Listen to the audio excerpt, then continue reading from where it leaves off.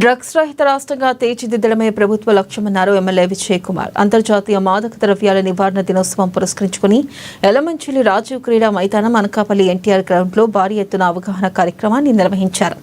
ఈ సందర్భంగా ఎలమంచిలి నియోజకవర్గ వ్యాప్తంగా పలువురు ప్రజాప్రతినిధులు, అధికారులు పాల్గొన్నారు.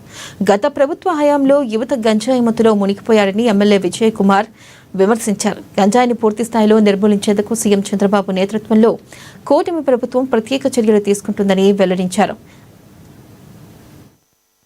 దీన్ని మన ముఖ్యమంత్రి గారు చంద్రబాబు నాయుడు గారు అలాగే పవన్ కళ్యాణ్ గారు చాలా సీరియస్గా తీసుకున్నారు.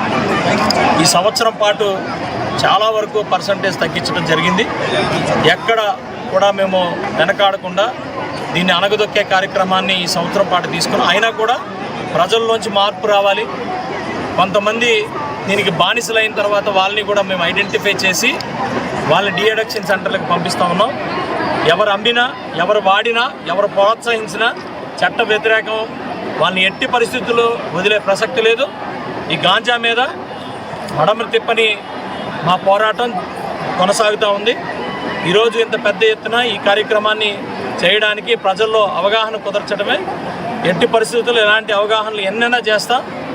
గాంజాని కానీ ఏ డ్రగ్స్ని కూడా మరి ఆంధ్రప్రదేశ్ కానీ భారతదేశంలో కూడా రానివ్వకుండా చేసుకునే బాధ్యత మాది, మా కూటమి ప్రభుత్వం, అలాగే ప్రజలందరిది. అందరికీ కూడా విజ్ఞప్తి చేస్తున్నాం.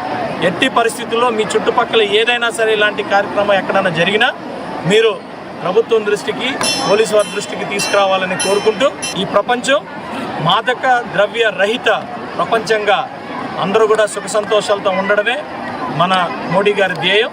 డెఫినెట్గా దీనికోసం మనం అహర్నిశలు పనిచేయాలని చెప్పి కోరుకుంటూ జై హింద్. అనకాపల్లి డిస్టిక్ ఏదైతే ఉందో, ఈ అనకాపల్లి డిస్టిక్ మనం ఈ లాస్ట్ 1 year మన ప్రోగ్రెస్ ఎలా ఉందంటే, ఇప్పటి వరకు మనము 74 గాంజా కేసెస్ ఫైల్ చేసామండి.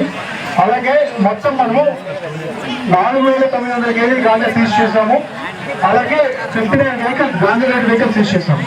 అలాగే ఈ గాంజా రిలేటెడ్ ట్రాఫికింగ్ లో మనము కంటిన్యూస్గా చెక్ పోస్ట్ పెట్టి మానిటర్ చేస్తున్నాము. డ్రోన్స్ ఉన్నాయి మనకి.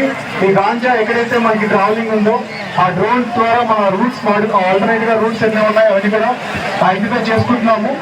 Any kind of ganja vehicle అనేది మన డిస్ట్రిక్ట్ లో పాస్ అయితే డెఫినెట్ గా మన దగ్గర ఇన్ఫర్మేషన్ తో మనం వాటిని సీజ్ చేయడం జరుగుతుంది. అలా ఖచ్చితంగా కేసు కూడా పెట్టడం జరుగుతుంది. అలాగే మనకి టోటల్ ప్రాపర్టీ కూడా ఈ గాంజా ప్రాపర్టీ కూడా